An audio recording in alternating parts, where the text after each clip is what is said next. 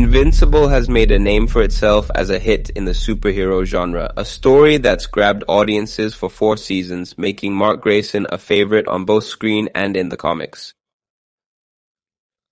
But how did a show like Invincible, which isn't even live action, has pretty basic animation, and showed up when the superhero genre was getting worn out, become a global phenomenon? The answer's pretty simple. Invincible isn't a superhero story, or at least not a typical one. Hey there, film and storytelling fans. Welcome to a new video here at Zolamatographicos. Folks, today we're diving into Invincible, a series that's truly captivated me. A show I've really come to appreciate, despite being an animated series with pretty basic animation and all the other stuff people criticized. However, there's something undeniable about this series, and that's that the story is exceptionally good. It actually has something to say because the series itself has become a phenomenon around the world. And the reason for this is how superhero cinema has evolved over the past 5 years. So basically, we're no longer presented with the same stories we were used to 10 or 20 years ago when the genre first started in cinema.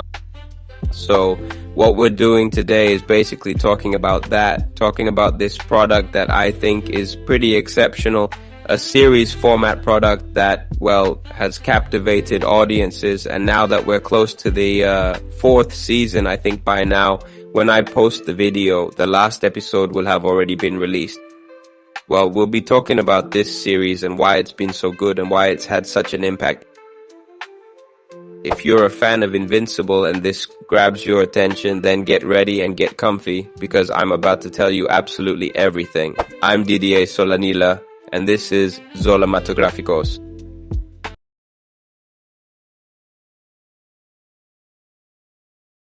I bet a lot of you are thinking, how can I say a story with superheroes isn't a superhero story? It might not make any sense, but that's ironically my point. Invincible isn't your typical superhero story, or at least not like the ones we're used to. It's a story that just happens to have superheroes. Invincible is raw and human. It dives into so much beyond just superpowers, like teenage drama, bad parenting, the sociocultural aspects of alien civilizations, everyday moral dilemmas, and so on. And as a bonus, the characters have super abilities. It's just amazing how the superhero genre has been reinvented in the last 5 years. Stories aren't all about superpowers or good deeds anymore, done by a fantasy character representing a specific ideal like hope, responsibility, justice, or penance. Instead, the genres put superpowers on the back burner and started focusing on telling us much deeper stories that somehow reflect real-world happenings. A prime example of this is The Boys, a show with superheroes, but it actually zeroes in on how big corporations, social networks, and public image are used to manipulate the population, showing that the real superpower is controlling the masses through status.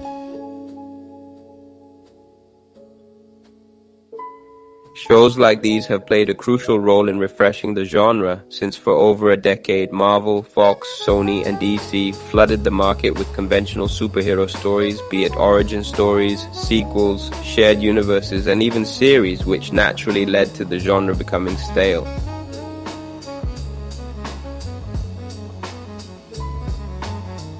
But amidst all this, gems like Invincible emerge.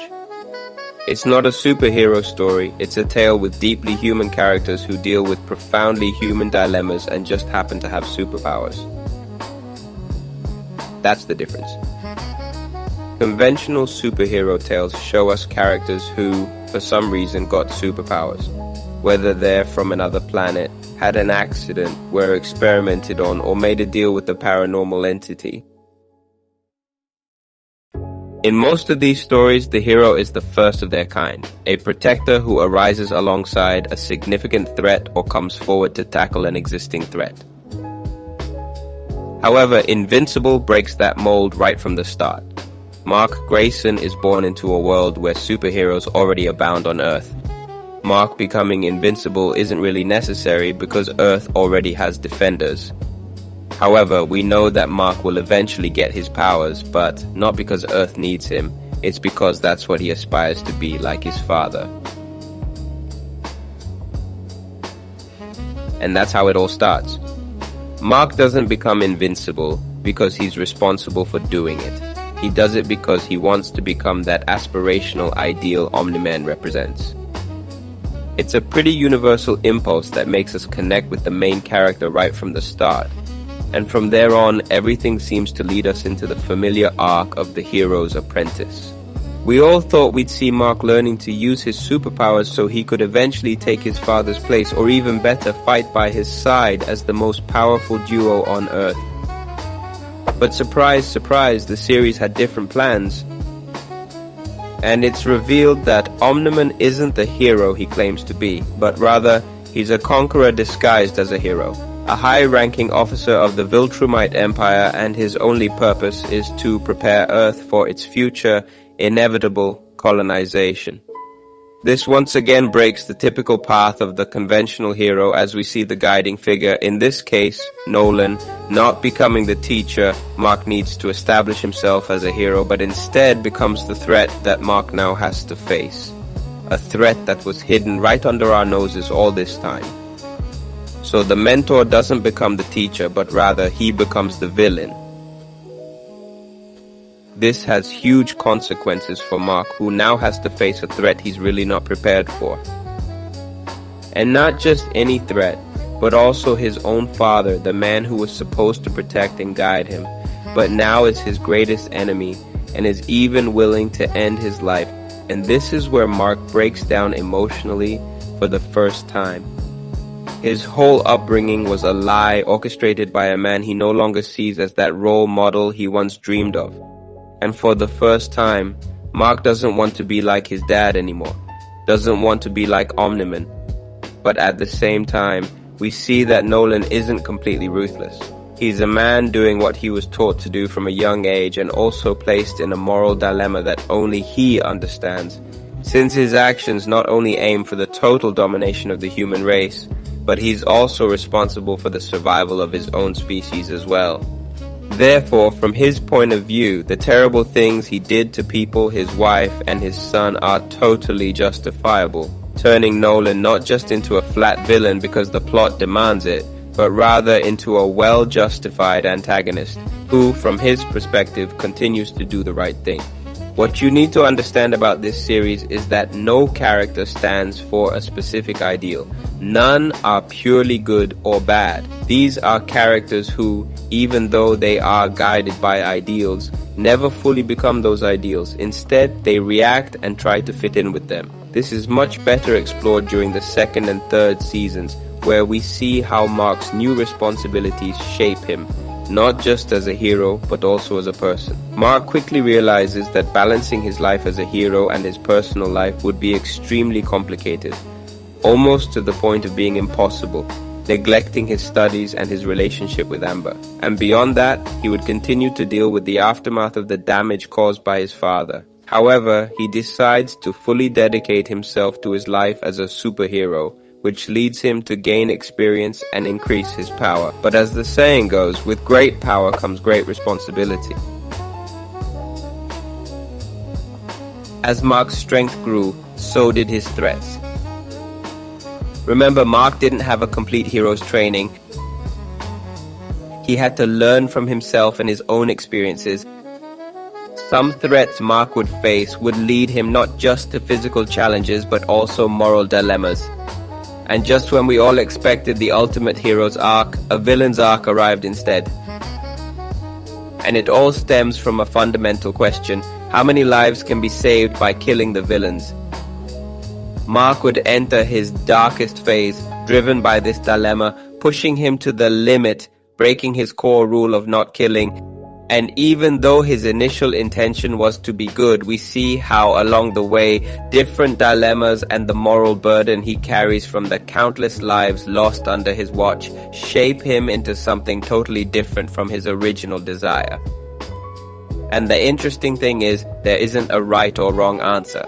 A hero's job is to save innocent lives, and if taking villains out of the picture means fewer lives lost, then wiping out the villains is a pretty justifiable choice. On top of this, there's Nolan's return after nearly 2 years missing, trying to make amends with his son. Another moral dilemma Mark faces is forgiving the man who took everything from him. And from dilemma to dilemma, the typical hero's arc never really takes shape. Mark's story isn't crafted to mold a hero. It's designed to shape a tyrant. This is shown quite well with the multiverse, as we see Mark's versions usually end up joining Omni-Men, or somehow taking him out so they can be the sole rulers of Earth. A metaphor that the path of a tyrant is much more realistic for Mark than becoming a hero. And that's exactly what it means to be invincible in this context. It doesn't mean being invulnerable or never losing. It means that even though there's a strong chance of being morally defeated, that will never happen. Mark's superhero name is more than just an indicator of his superpowers, like Spider-Man or Batman the Batman. Invincible is a declaration of intent. I'm vulnerable, you can beat me, but even with all that, you can never change me. And that's exactly what the story is about. Mark, an all-powerful being who doesn't bow down no matter how hard life hits him. The 4th season has delved deeper into the lore of Viltrum, introducing us to a species that's super powerful, yet on the brink of annihilation, with the first piece of the puzzle being the character Tedious, who creates a biological weapon to wipe out his own species, whom he sees as intergalactic tyrants and an unstoppable force that must be destroyed if they're not willing to change their ideals. But this in itself is a moral dilemma affecting more neutral characters in the conflict, like Nolan, who has developed compassion for other forms of life, but doesn't wish for his own race to be wiped out. And yes, even though Mark doesn't feel connected to their cause or the Viltrumite species, the dilemma his dad carries will eventually catch up to him. And well guys, that's the end of today's analysis. For me, this show's more than just about superheroes. It's a show that delves into a lot of personal issues, deals with a lot of drama, and has many plot twists that go way beyond superpowers. And I think that has been the cornerstone of its success. As I mentioned before, this series has captivated me, and I think this 4th season has been the best of them all. It's been spectacular, and well, I hope you've enjoyed it too. Let me know below how much you like the Invincible series, and of course, if you'd like more thoughts like these, make sure to subscribe to this channel where you can find a lot more content like this. My name is Didier Solanilla, and I'll sign off here. And remember, being told about it isn't the same as seeing it with your own eyes.